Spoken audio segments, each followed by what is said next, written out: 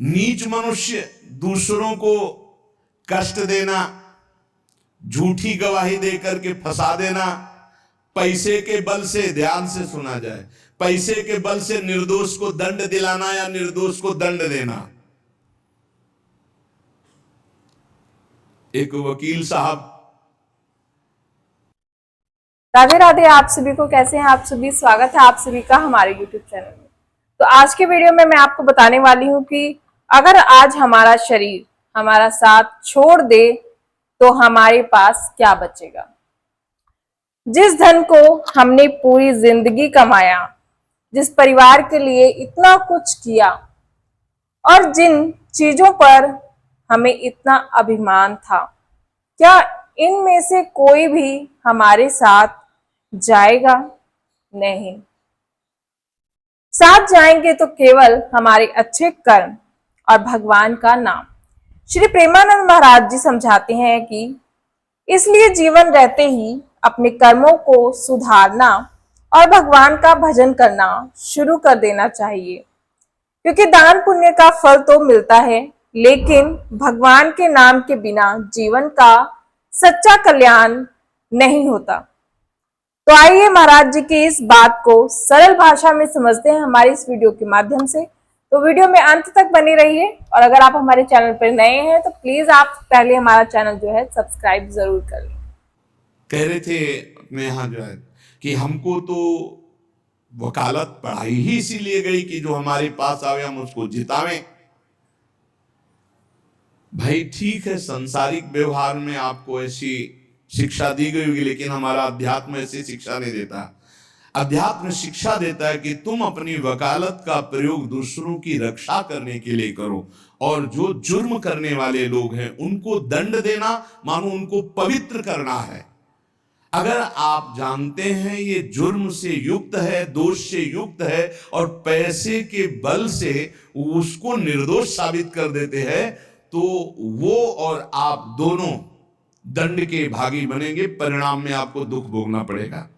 अगर उसे दंड मिल जाता है तो वो पवित्र हो जाता है, आप बच जाते हैं। आपकी वकालत होनी चाहिए दूसरों को बचाने के लिए, जो निर्दोष हैं, और जो दोषी हैं उनको दंड देना ये वकालत का आपका फल होगा, क्योंकि आप अच्छे वकालत करने वाले हैं। तो निर्दोष को बचाइए, और दोषी को सजा मिले तो दोषी भी पवित्र होगा और आप भी पवित्र हो जाएंगे। जो लोग झूठी गवाही देते हैं, जो पैसे के बल से दूसरों को, जो निर्दोष हैं उनको दंड दिलाते हैं, दोषियों को मुक्त कर देते हैं, चाहे कोई भी हो, जो बुरी बातों का उपदेश देकर भोले भाले लोगों को फंसाते हैं, जो शास्त्र और संतों की निंदा करते हैं, उनका जब मृत्यु का समय आता है तो भयानक दुख होता है, और उस दुख के समय उनकी दुर्गति का रूप सामने होता है। सुअर, कुत्ता, राक्षस क्या बनना है वही सामने आया, और वही उनकी योनि प्राप्त होगी। फिर वो तड़पते हुए मृत्यु को प्राप्त होते हैं।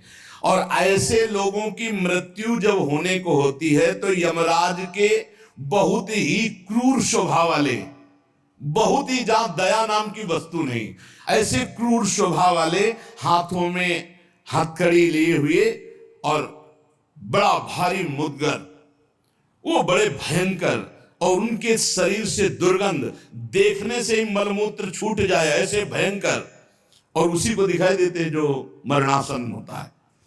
यमदूतों की दृष्टि पड़ते ही वो शरीरांकारी जीव कांप पड़ता है। अब बोलने की हिम्मत नहीं, कफ पित्त वायु सब बिगड़ चुका है, कोई सहयोग देने वाला नहीं, सांस भी नहीं ली जा रही। अब उसका चित्त वहीं भ्रमण करेगा, मेरा पुत्र बचा ले, मेरी पत्नी बचा ले, मेरा परिवार। भगवान की तो याद जीवन में की नहीं, तो भगवान की अगर याद की होती तो ऐसी दुर्दशा नहीं होती। महाराज जी कहते हैं, अगर हम झूठी गवाही देकर किसी निर्दोष को फंसाते हैं या पैसे के लिए दोषी को बचाते हैं तो दुनिया से भले बच जाएं, लेकिन अपने कर्मों से नहीं बच सकते।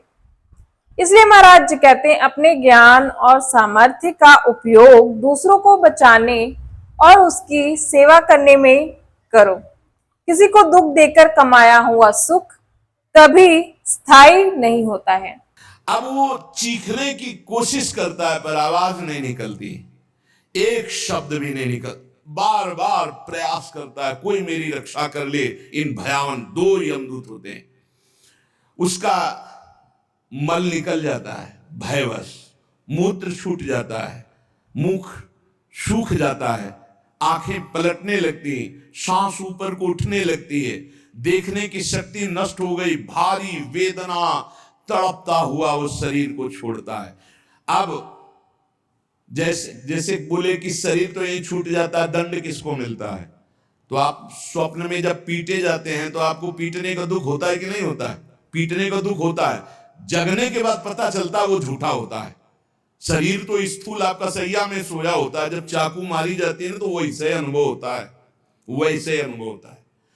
तो ये जब स्वाप्निक शरीर में अनुभव हो गया, वो तो यम यातना देह पर्सनल, जैसे जेल की वर्दी मिलती है ऐसे एक शरीर मिलता है।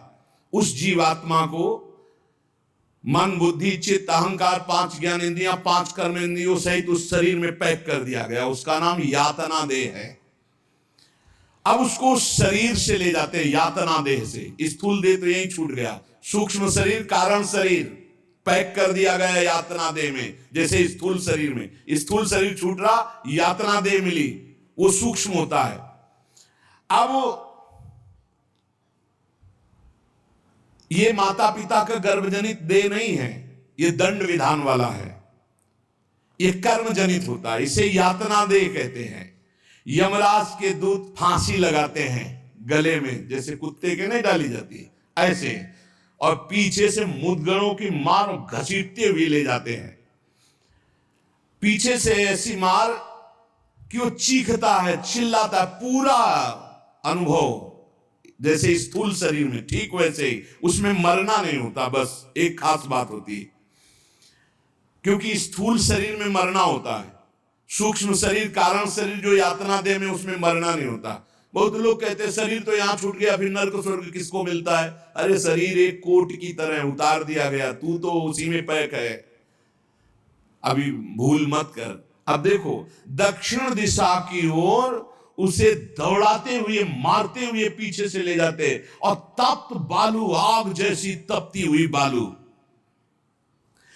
जैसे यहां कुश होते हैं ऐसे लोहे के कांटे होते हैं, उस पे चलना, कांटे फैले हुए हैं, कहीं लोहे की बड़ी बड़ी कीलें गड़ी हुई हैं, कहीं लोहे की कंकरीली ऐसी भूमि, लोहे के ऐसे सैकड़ों कांटे जैसी, गुखरू जैसी ऐसी डाल दी गई है लोहे की, और अत्यंत कठोर, जब उसमें पैर रखते हैं भारी कष्ट, और पीछे से मार, वहां दया नहीं है। कहीं आगे भूमि आग जैसी जलती हुई, कहीं सैकड़ों गड्ढे जिनमें गिरा गिरा करके मारते हुए ले जाते हैं, और सूर्य भगवान इतने नजदीक से ताप देते हैं कि आग लगती है, वो सूर्य की किरणों से जलता है। ऐसे यमराज के उस मार्ग में घसीटते हुए यमराज के दूत ले जाते हैं, यमपथ, और बीच बीच में दूत उनको कठोर ताड़ना देते हैं, रोक रोक के, मरना है नहीं। जिस समय जीव को घसीट कर ले जाते हैं, सैकड़ों घुड़कियां मार, इस तरह का कष्ट हो, अभी ये ब्याज है, नरक नहीं पहुंचा। महाराज जी यहाँ कहते हैं कि मृत्यु के समय ना धन साथ जाएगा, ना परिवार, ना शरीर। जिस परिवार के लिए हमने पूरी जिंदगी बिताई, वह भी उस समय हमें मृत्यु से नहीं बचा सकती। इसलिए भगवान का नाम अभी से लेना शुरू करो, राधा राधा का स्मरण करते रहो, क्योंकि अंतिम समय में वही नाम सहारा बनेगा जिसका अभ्यास हमने जीवन भर किया होगा। अभी तो यात्रा है, बिना किसी सवारी के यात्रा होती है 48 मिनट 2 घड़ी में। जो मनुष्य यहां छत्र दान किया है किसी को, श्री जी को, बिहारी जी को, गुरुजनों को, आचार्य जनों को छत्र दान किया, तो जब वो जाता है तो ऊपर के ताप से बच सकता है, उसे वही छत्र मिलेगा। और जो किसी को पूज्य जनों को पादुकाएं दान की है, फिर उसको पादुका, अगर अन्न दान किया है तो रोक के भोजन, ये मोक्ष नहीं, कल्याण नहीं, दान पुण्य से नहीं होता। ध्यान दीजिए। हाँ, उस भारी संकट के समय में तुम्हें भोजन मिल जाएगा, पौशाला खोला है, पानी पिलाया तो तुम्हें पानी मिल जाएगा। और जो मूर्ख यहां आकर के ये सब नहीं किया तो जाना उसको भी यमपुरी है। भजन के बिना यमपुरी से नहीं बच सकते, दान पुण्य करके। अवश्य में भोक्तव्यम कृतम कर्म शुभाशुभम, इसीलिए समझ लो, सोचते हो कि हमने दान पुण्य कर दिया, हमारे लिए विमान आएगा परम पद का। जाना नरक ही पड़ेगा। बारी मथे घृत होए बरु सिकताते बरु तेल, बिनु हरि भजन न भवतरी या से दान तपेल। महाराज जी कहते हैं दान करो, सेवा करो, माता पिता की सेवा करो, भूखे को भोजन और प्यासे को पानी दो। ये सभी पुण्य कर्म है, लेकिन महाराज जी समझाते हैं कि दान पुण्य के साथ भजन भी जरूरी है। पुण्य का फल मिलेगा, लेकिन भगवान का नाम हमें भगवान से जोड़ता है। इसलिए जीवन में सेवा भी रखो, अच्छे कर्म भी रखो और भजन भी रखो। भजन के बिना नहीं, इसलिए कह राधा राधा राधा। अब इस प्रकार की यात्रा अनेक प्रकार से कष्ट भोगता हुआ पाप पीड़ित जीव धर्मराज के नगर में पहुंचा। अब वहां सेकंड के कम हिस्से में हिसाब हो जाता है। ऐसा थोड़ा क्या नाम है, कहां से लाए हो, क्या क्या किया, ऐसा नहीं। एक सेकंड के कम हिस्से में बहुत ही लाइन लगी हुआ। यम यातना के शरीर में भारी कष्ट भोगता हुआ जीव दाह का अनुभव करता हुआ, कांपता हुआ, भयंकर वेदना से युक्त सामने खड़ा हुआ। देखते ही निर्णय हो गया। अब वहां से उसको उसके कर्म के अनुसार नरकों में ले जाया जाता है। जिसने यहां सूर्य भगवान को प्रातः काल उठ करके जलांजलि दी है, पुत्र हैं भगवान यम, सूर्य पुत्र, जो अपने पुरखों का पिंडदान किया है, जो समय समय पर अपने पूज्य जनों को, गुरुजनों को, संतों को अपने घर में बुलाकर भोजन पवाया है, जो बुजुर्गों को तेल मालिश करके, जैसे उन्होंने हमें तेल मालिश करके पुष्ट किया, ऐसे वृद्ध माता पिता के जो चरण दबाना है, शरीर पर तेल लगाना है, उनके वस्त्र धो देना, उनको भोजन कराना है, उसको वहां थोड़ा आदर मिलता है। बैठो, खान पान, थोड़ा सुख सुविधाएं, नरक से नहीं बचोगे। भगवत भाव के बिना नरक से नहीं बचोगे। जो जो उसने सेवाएं की हैं, वो सेवाएं, आए हो नरक के मार्ग में तो थोड़ा तेल मालिश हो जाएगा, खवा पिया दे जाओगे, थोड़ा शीतल जल पीने को मिल गया, खान पान की, विश्राम की व्यवस्था थोड़ी समय के लिए। अरे इसीलिए जैसी हरिवंश नरक गति दो, ये जो अपने माता पिता को गाली देते हैं, जो मनमानी आचरण करते हैं ना, खूब अच्छे से तृप्त होते हैं। अब बात ये कि याद नहीं रहती ना, जैसे गर्भ की बात याद नहीं, गर्भ की बात याद आ जाए तो तुम भजन के सिवा कुछ नहीं करोगे। मरने की बात याद आ जाए कि पीछे जब मरे थे तो कितना कष्ट हुआ, मां के गर्भ में रहे कितना कष्ट हुआ, ऐसी जेल तो है ही नहीं मां के गर्भ जैसी। विचार करके देखो। तो अंत में हम यही कहेंगे कि जीवन बहुत छोटा है। हम धन कमाने में, परिवार में और संसार की चिंता में इतना व्यस्त हो जाते हैं कि उस परमात्मा को ही भूल जाते हैं, जिसके कारण हमें यह मानव जीवन मिला। इसलिए आज से एक छोटा सा संकल्प लीजिए, अच्छे कर्म रखेंगे, किसी को जानबूझकर दुख नहीं देंगे, सेवा करेंगे और भगवान का नाम नहीं छोड़ेंगे। क्योंकि अंत समय में हमारा धन नहीं, हमारा पद नहीं, हमारा अहंकार नहीं, हमारे कर्म और भगवान का नाम ही हमारे साथ जाएगा।